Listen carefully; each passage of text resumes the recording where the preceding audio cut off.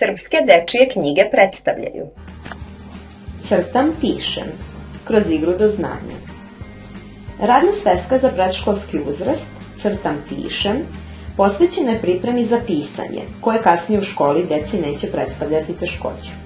Prvi zadaci su laki za rešavanje i oslanjaju se na već stečeno iskustvo dece u predškolskom uzrastu, na crtanje i bojenje.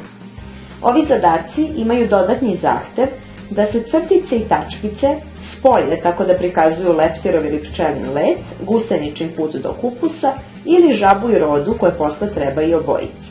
Zatim se prelazi na nešto teže zadatke u okviru kojih je potrebno da se u zadatom prostoru ponove linije.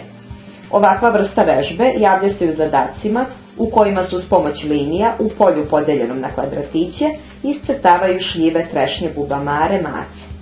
Nakon ovih kreativnih i maštovitih zadataka, bojenja i crtanja, dete će biti spremno da na kraju radne sveske nauči da piše slova azbuke. Crtam, pišem.